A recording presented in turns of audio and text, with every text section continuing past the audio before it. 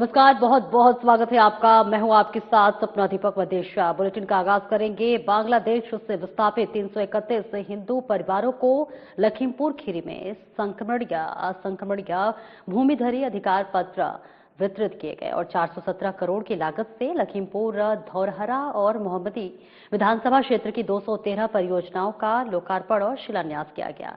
लोकार्पण समारोह में मुख्यमंत्री योगी आदित्यनाथ ने शिरकत कर बांग्लादेशी हिंदू परिवारों को पत्र बांटे और विकास परियोजनाओं का शिलान्यास किया। आइए सुनते हैं मुख्यमंत्री योगी आदित्यनाथ ने क्या कुछ कहा। भारत माता की, भारत माता की, भारत माता की, वंदे वंदे वंदे। नमः पार्वती पते हर हर।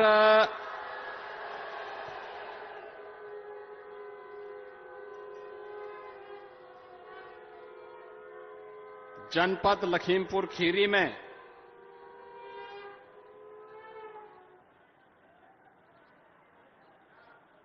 इन सभी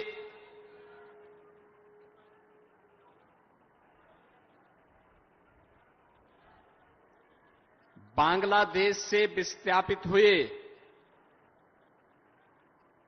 परिवारों के पुनर्वास के लिए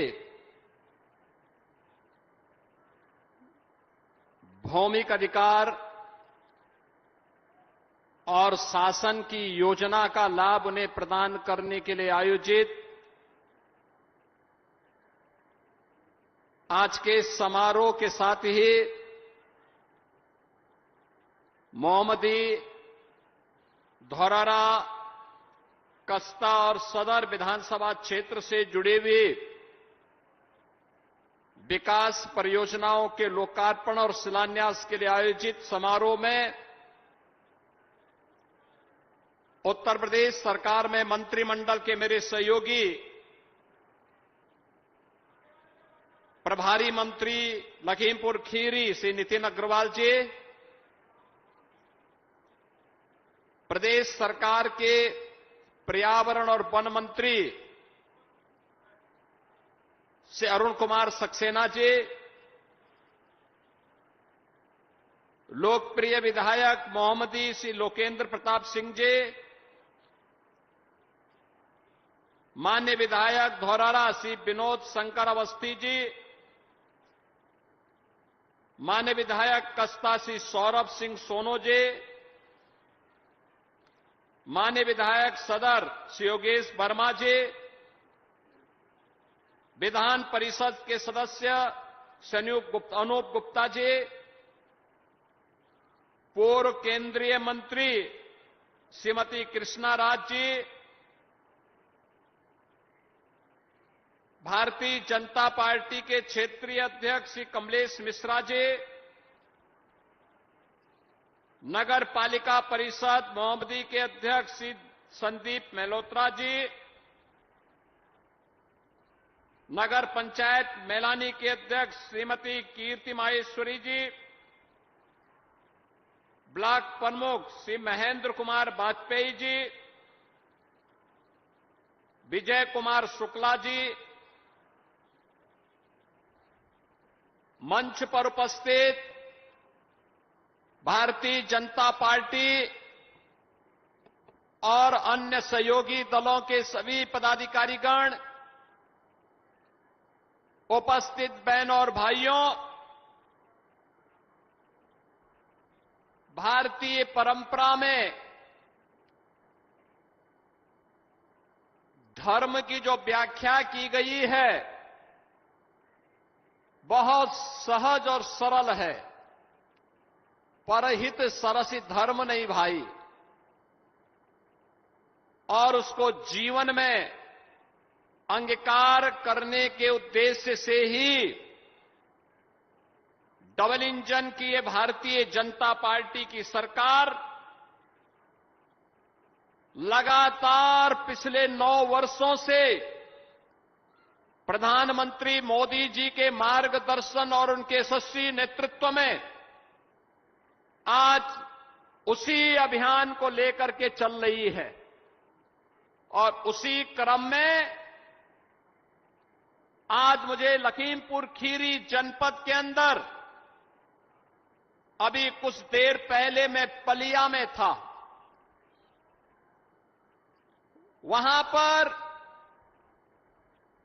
लगभग 7,000 परिवारों को, यानी 35,000 की आबादी को आज उनका भौमिक अधिकार दिया गया है और आज 1,000 परिवारों को इस मोहम्मदी में भी ये भौमिक अधिकार उपलब्ध कराया जा रहा है। पलिया में हम कार्यक्रम में थे।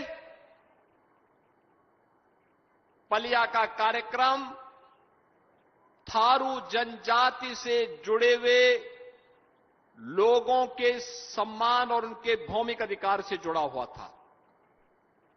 आप याद करिए, 4,356 थारू परिवार, कभी उन्हें भौमिक अधिकार नहीं मिल पाया। वे भारत की आजादी के आंदोलन में मुगल आक्रांताओं से जूझते हुए महाराणा प्रताप की सेना का हिस्सा बनते हुए लड़ते रहे और अंत में यहां ठौर ठिकाना मिला तो कभी मालिकाना अधिकार स्वतंत्र भारत में भी नहीं मिल पाया। पहली बार इतिहास में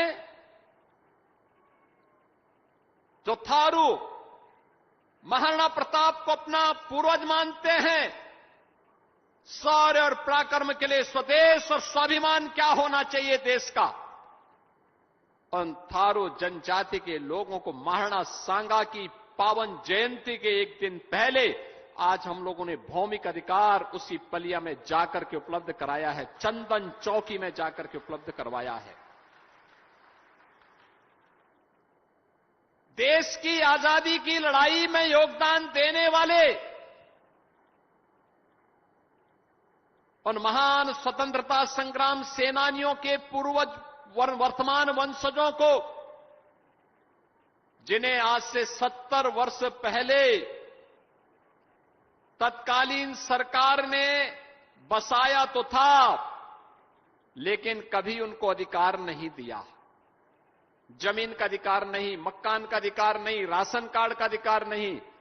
आज ऐसे 2,350 से अधिक परिवारों को वहां पर भी उन स्वतंत्रता संग्राम सेनानियों को, जिन्होंने देश की आजादी के लिए अपना सर्वस्व न्यौछावर किया था, आज पलिया में उनको भी अधिकार पत्र देने के उपरांत मुझे अब मोहम्मदी में आकर के इस आयोजन के साथ जुड़ने का सौभाग्य प्राप्त हो रहा है।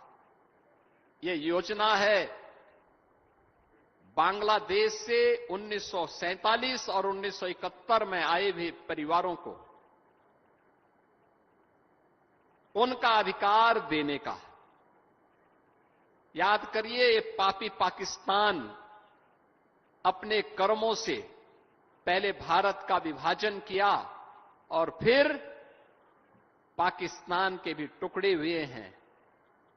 अभी अन्य टुकड़े होने के इंतजार भी करिए, पाकिस्तान और टुकड़ों में बंटने वाला है। लेकिन उस पापी पाकिस्तान के पाप की सजा मिली किसको? वहां रह रहे हिंदुओं को, सिखों को, बौद्धों को, जैनियों को, सिखों को, पारसियों को, ईसाइयों को, क्योंकि उनके यहां किसी अन्य जाति के लिए कोई अस्तित्व नहीं है। और आज मैं कह सकता हूं, 1947 और 1971 की उस विभाजन और उस त्रासदी के उपरांत जो लोग विस्थापित होकर के दर दर की ठोकर खाते हुए यहां पर बसे थे, ऐसे 1,000 से अधिक परिवारों को आज यहां पर भौमिक अधिकार देते हुए मुझे गौरव की अनुभूति हो रही है कि आज इन बंगाली बंधुओं को उनका अधिकार हम उपलब्ध करवा रहे हैं। आप देखो पाप किस हद तक बोलता है। जिस बांग्लादेश ने इन्हें ठुकराया, जिस पाकिस्तान के पाप के कारण इन पर अत्याचार हुआ था, उस बांग्लादेश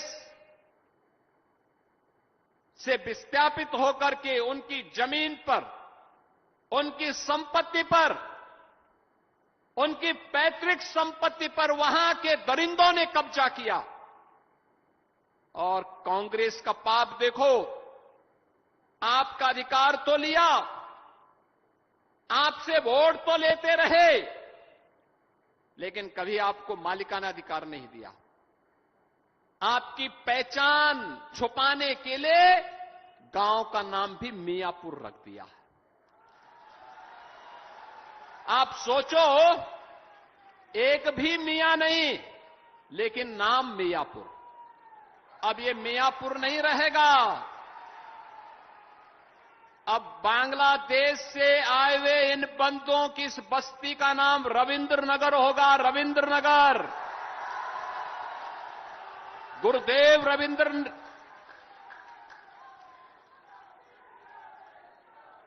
बहनों और भाइयों, भारत को राष्ट्रगान देने वाले गुरुदेव रविंद्रनाथ ठाकुर के नाम पर अब आपकी पहचान होगी रविंद्र नगर के रूप में। बंगाल की भूमि तो भारत की आध्यात्मिक और विरासत की भूमि है। भारत को राष्ट्रगान गुरुदेव रविंद्रनाथ ठाकुर ने दिया और भारत का राष्ट्रगीत भी बंकिम चंद्र चट्टोपाध्याय जी ने दिया। यह वर्ष राष्ट्रगीत वंदे मातरम के 150 वर्ष पूर्ण होने का वर्ष है। और इस वर्ष में आपको अपनी जिस जमीन पर आप आज से दशकों पहले आकर के बस रहे थे, लेकिन मालिकाना अधिकार नहीं मिला था, आज ये मालिकाना अधिकार उस भूमि का आपको प्राप्त हुआ है। इस अवसर पर मैं आप सबको हृदय से बधाई देता हूं, अपनी शुभकामनाएं देता हूं। और दशकों पूर्व जो वायदा आपके साथ, अधूरे वायदे आपके थे, आज मोदी जी की ओर से उसको पूरा करने के लिए मैं आपके बीच आया हूं। आज उसी वायदे को, और ये वायदा ही नहीं है, ये न्याय, सम्मान और उस मानवीय पक्ष को लेकर के भी हम लोग आए हैं जो प्रधानमंत्री मोदी जी के सबके साथ और सबके विकास के उद्घोष में गूंजता है। आपके साथ ये न्याय है कि आपको अधिकार मिलना चाहिए, और ये उस कहानी को भी कहता है। बहनों और भाइयों, ये उस बारे में भी हम सबका ध्यान आकर्षित करता है, हर भारतवासी का ध्यान आकर्षित करता है। याद करिए, बांग्लादेश में हिंदू प्रताड़ित होता है, सिख प्रताड़ित होता है, बौद्ध प्रताड़ित होता है, जैनी प्रताड़ित होता है। उसकी आस और उसका विश्वास भारत की तरफ होता है, वो भारत की तरफ देखता है। भारत उसको न्याय देगा, भारत उसके साथ खड़ा होगा। भारत उसके साथ किस रूप में खड़ा हो रहा है, आज इस रूप में आप देख सकते हैं। जब आपको भारत की धरती पर, यद्यपि आपके पूर्वज बांग्लादेश में रह रहे थे, लेकिन आपको मालिकाना अधिकार प्रधानमंत्री मोदी जी के कारण आज भारत में मिल रहा है। उत्तर प्रदेश की धरती में, लखीमपुर में उपलब्ध हो रहा है।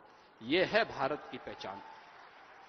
इसलिए न्याय की लड़ाई है ये। सम्मान की इस लड़ाई को, स्वावलंबन की इस लड़ाई को और मानवता की इस लड़ाई को, जो संघर्षों से आपने प्रारंभ की, आज सम्मान के साथ आप उसे प्राप्त कर रहे हैं। इसकी भी मैं आपको बधाई देने के लिए यहां पर आया हूं। बहनों और भाइयों, ये नए भारत का नया उत्तर प्रदेश उसी संवेदनशीलता, प्रतिबद्धता और उसी सुशासन की एक नई पहचान बन रहा है। याद करिए किस किस प्रकार की त्रासदी थी 1971 में, 1973 में, 1976 और 1978 में। आप यहां पर आए, आप केवल सीमा पार करके नहीं आए थे,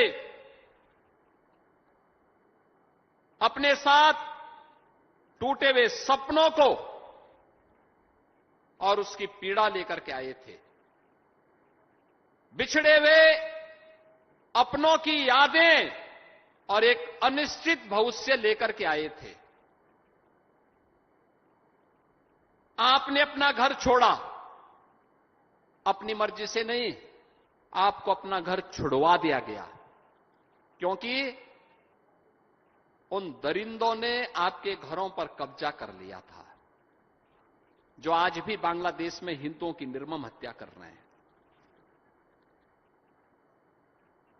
उन्हीं लोगों ने आपकी प्रॉपर्टी पे कब्जा किया था। वहां पर अपनी जमीन छोड़ने के लिए आपको मजबूर कर दिया गया, आपकी आजीविका छीनी गई और आपको आपके अपनों की यादों को पीछे छोड़ना पड़ा था।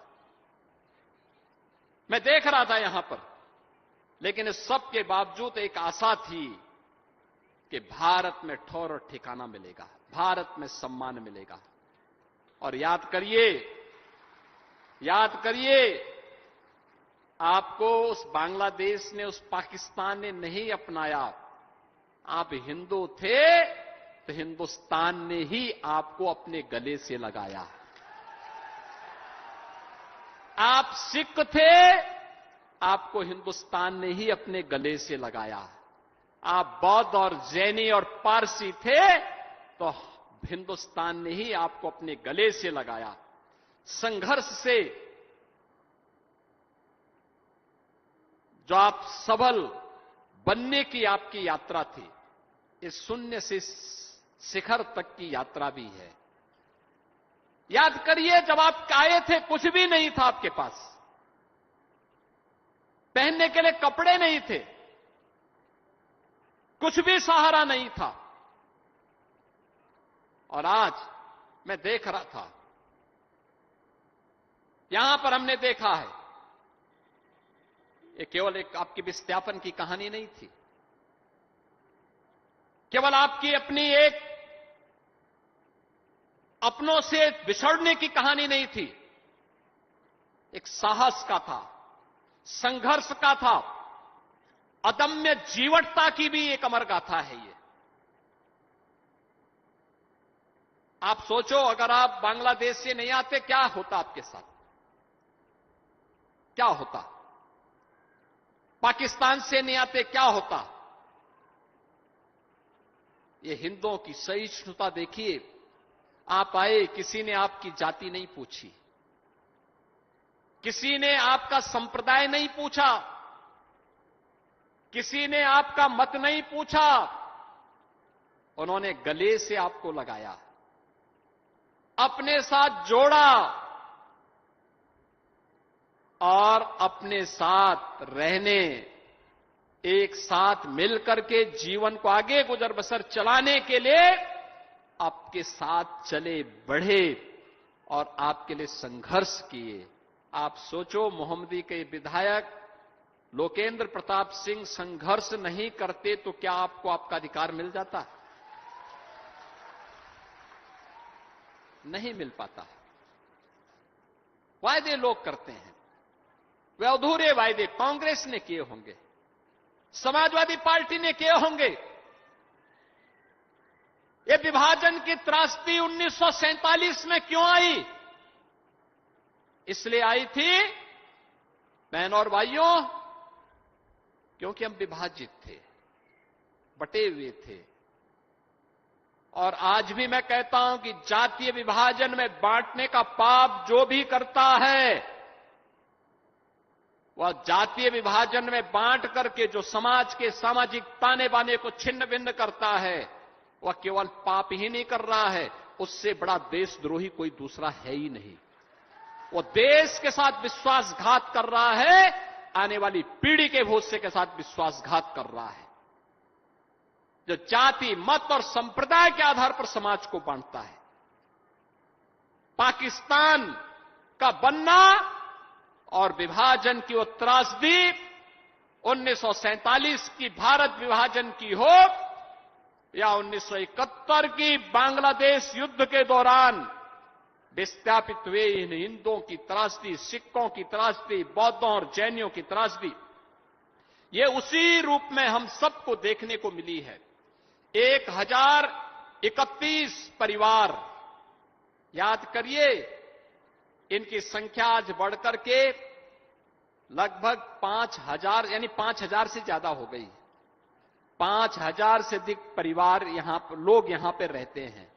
इन लोगों को कभी उसका अधिकार नहीं मिल पाया और आज यह एक क्षण है हमारे साथ, एक महत्वपूर्ण निर्णय, आपके संघर्ष को उचित मंच पर ले जाने का निर्णय, जिसको यहां के विधायक ने, यहां के हमारे जनप्रतिनिधियों ने आगे बढ़ाया, मेरे पास आया, मोदी जी ने कानून पास किया और इन विभाजनकारी लोगों के चेहरे को तो देखो। जिस सिटीजनशिप अमेंडमेंट एक्ट के अंतर्गत आपको हमें अधिकार प्रदान कर रहे हैं, इसका विरोध कांग्रेस ने भी किया था और समाजवादी पार्टी ने भी किया था। ये लोग नहीं चाहते थे कि हिंदुओं को, सिखों को, बौद्धों को, जैनियों को अधिकार मिले, क्योंकि ये तो तुष्टीकरण के पोषक है। जब हम लौह पुरुष सरदार वल्लभ भाई पटेल की जयंती मनाते हैं, तब समाजवादी पार्टी देश के तोड़क जिन्ना के प्रति उसका महिमा मंडन करते हैं। जब हम एकजुट होने का आह्वान करते हैं, तब ये जातीय विभाजन में समाज के सामाजिक ताने बाने को छिन्न भिन्न करने का पाप करते हैं। और ये वही लोग हैं, इसलिए केवल एक निर्णय नहीं है बहनों और भाइयों, ये न्याय का वह क्षण है जिसने इतिहास की अधूरी तमन्ना को पूरा किया है। वह क्षण आया है। आने वाला समय जब कभी पूछेगा कभी कि बंगाली बोलने वाले इतनी बड़ी संख्या में लोग कहां से आए हैं, और उस समय बताना फिर, यानी ये लोग अपनी भूमि को इनको विस्थापित किया गया, लेकिन लखीमपुर ने उन्हें अपनाया है, उत्तर प्रदेश की धरती ने उन्हें अपनाया है। आज पसीने को उसका अधिकार मिला है। बहनों और भाइयों, जो पसीना इन जनप्रतिनिधियों ने बहाया है, जो संघर्ष आपने किया है, उस संघर्ष को संबल मिला है, क्योंकि पसीने को अधिकार दिलाने का काम हमारे जनप्रतिनिधि किए हैं। परिश्रम को परिणति तक बदलते हुए आप अपनी आंखों से देख रहे हैं। संघर्ष उसकी पहचान को मिल रही है और आपके भविष्य को अब एक अस्थायित्व मिला है। अब कोई आपको यहां से विस्थापित नहीं कर सकता, क्योंकि मोदी जी के सिटीजनशिप अमेंडमेंट एक्ट ने, नागरिकता संशोधन विधेयक ने आपको अधिकार दे दिया है। ये अधिकार दे दिया है। ये कांग्रेस, ये समाजवादी पार्टी, ये टीएमसी इसका विरोध करती थी। ये कहती थी ये कानून नहीं बनना चाहिए। हमने तो उस समय मोदी जी ने कहा, याद करिए 2019-20 में कितना लंबा संघर्ष चल रहा था। दिल्ली में महीनों महीनों सिटीजनशिप अमेंडमेंट एक्ट को लेकर के धरना प्रदर्शन कर रहे थे। इसके विरोध में सड़कें जाम थी। शाहीन बाग में महीनों महीनों तक कांग्रेस, सपा, टीएमसी और उनके लोग धरना प्रदर्शन करके इस कानून में बाधा पैदा कर रहे थे। लेकिन मोदी जी हैं कि हटने वाले नहीं पीछे। वे हटे नहीं, डिगे नहीं। उन्होंने कहा यह अधिकार हिंदुओं को, बौद्धों को, सिखों को, जैनियों को प्राप्त होना ही चाहिए। और आज उसी की बदौलत हम लोगों ने निर्णय लिया और आज ये अधिकार पत्र हम आप सबको यहां प्रदान कर रहे हैं। अब आप बहनों और भाइयों अपनी जमीन के वास्तविक मालिक बन गए हैं। अब आपको सुरक्षा की गारंटी मिल गई, एक सुरक्षित और स्थिर जीवन की एक गारंटी मिल गई है, और यही मोदी की गारंटी भी है। आपके बच्चों के भविष्य को एक सुदृढ़ नींव मिल गई है। कोई उन्हें वंचित नहीं कर सकता, भगा नहीं सकता। अब कोई आपको बांग्लादेशी नहीं बोलेगा, बांग्ला भाषी बोलेंगे, क्योंकि बांग्ला भाषी भी भारत का नागरिक है। फिलहाल इस बुलेटिन में इतना ही। नमस्कार।